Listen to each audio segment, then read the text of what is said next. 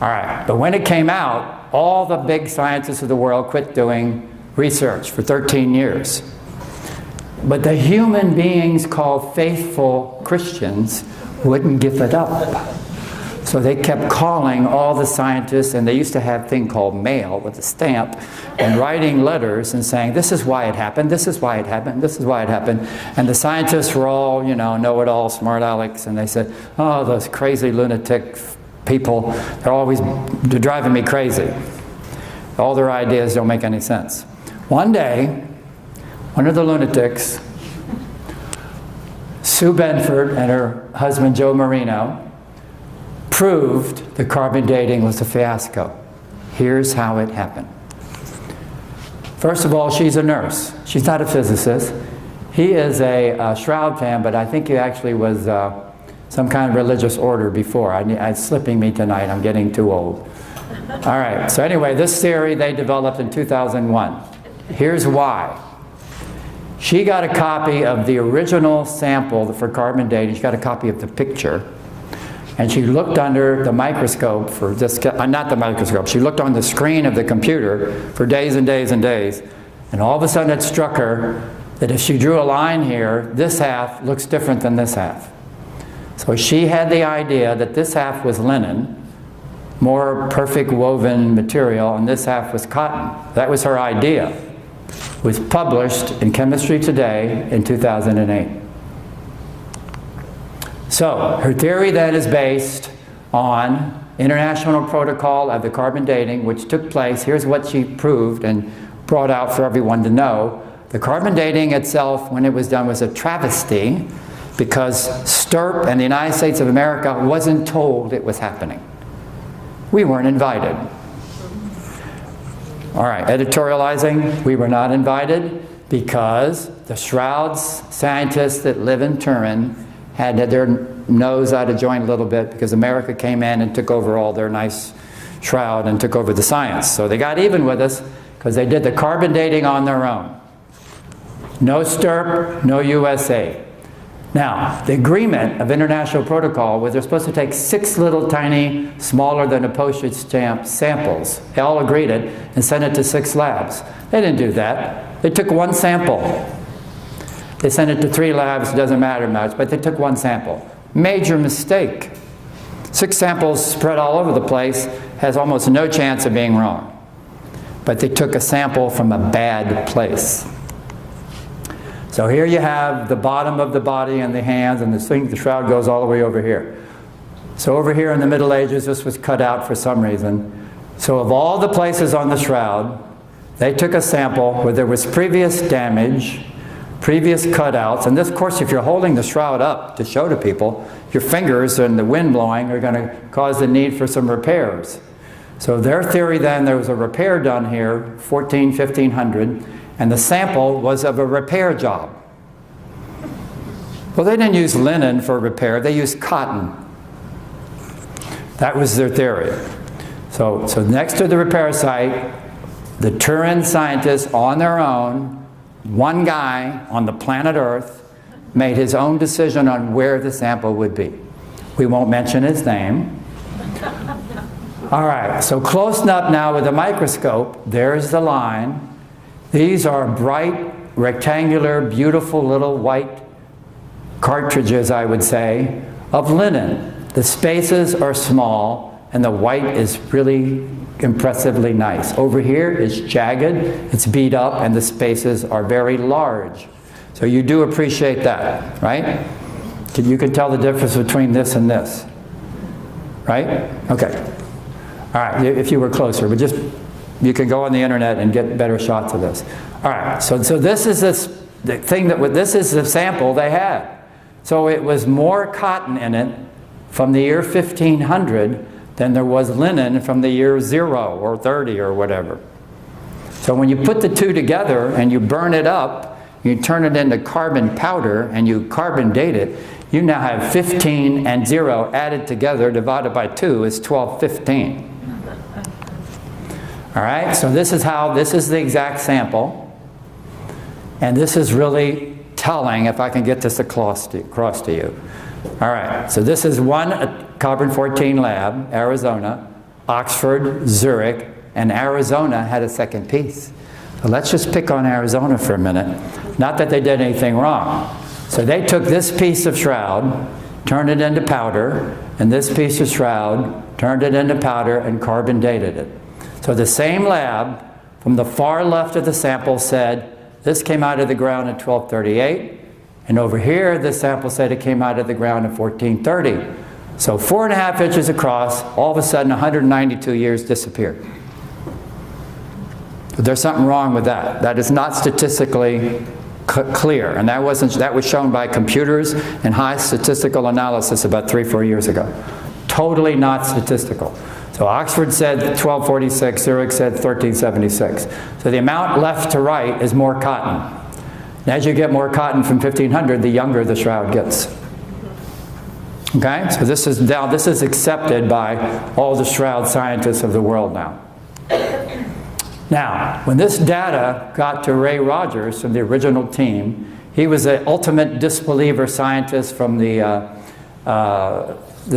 Jet Propulsion Lab, and he used all these methods, pyrolysis, mass spectrometry, microscopy, microchemical analysis, and published in 2005 in Thermochyma Actica his findings on whether the shroud was carbon dated because it was cotton in it. So that was his theory. So here's what he actually found. He found threads that were so perfectly put together that a linen thread was sticking together with glue with a cotton thread. That was in the C14 sample. Another piece showed where the linen was tried to be dyed. Cotton is usually white. So they kind of overdid it, and they were trying to match the yellow of the linen. That was in the shroud sample. So basically lots of examples, and his conclusion was the C14 labs were accurate with the material they were given. The sample was flawed. They sampled a reweaving patch. Now that was accepted, and now since, because that was accepted, the scientists got back into action and have done more studies. We're coming to the end now.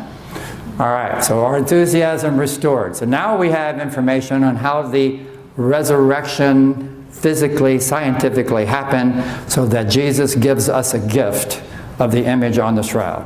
How did he pull it off with our knowledge of science now? All right, so of course it's this hypothesis because we haven't been able to duplicate a man turning into energy. Okay, so I went to the 2015 Shroud Science Group St. Louis, and I was talking to John Jackson, and then I got back on the plane, and I was looking at 2 or 3 different studies and theories on what happened at the moment of the resurrection to make an image, right? So I was hemming and hawing and hemming and hawing, and all of a sudden on my cell phone, the next thing you're going to see is a picture that answered my question. And I fully believe, with a lighthearted little joke, that Jesus told me which one was right.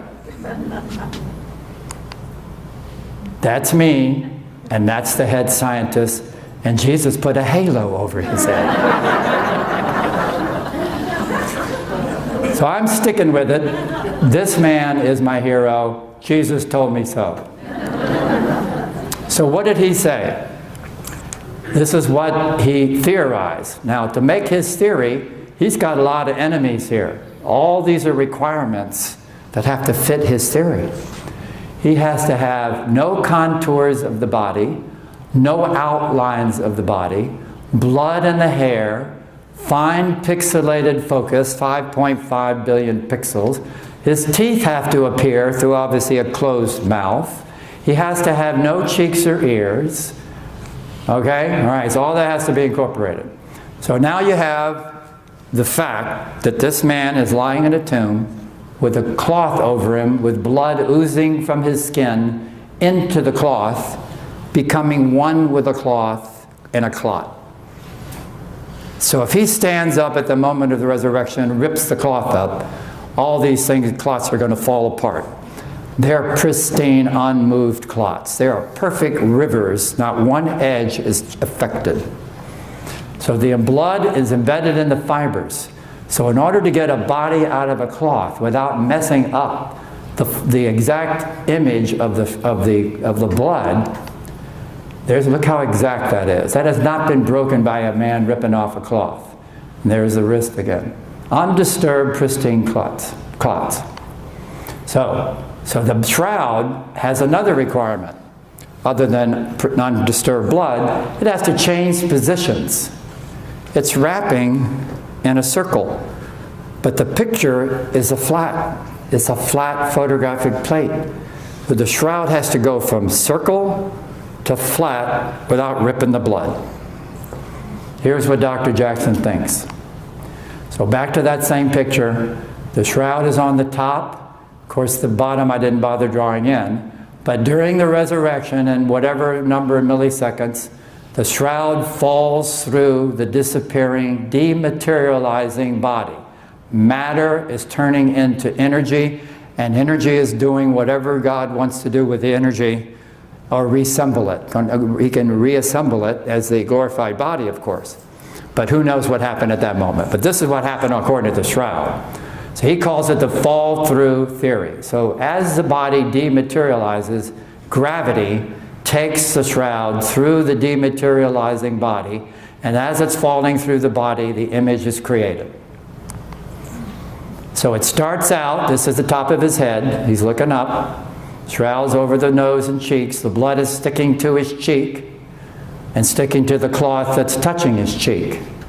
All right, but at the moment of the resurrection, the body starts dematerializing. So with gravity, this thing falls down to whatever rate's dictated. And when it reaches this point, the blood is moved from here to here. That's why it looks like it's in his hair. Because when the image is created, it's created when the blood is moving on the cloth into the hair area. So somewhere around here, the amount of mass in the body is starting to run out of mass, so the energy is dissipating, and we don't get any cheek registration or ear registration because the body's mostly disappeared already. So it can't put an image on the cloth. Did I say that clear? Yep. Okay. So the upper cloth falls through the body and generally becomes flat, giving us a photographic image, not a distorted picture of a curve. And then finally it falls all the way through the body, body's gone, shroud has a picture. So what is this? Dematerialization, some backwards form of mass, atomic bomb, blows up and energy comes out. Except this didn't blow up Jerusalem.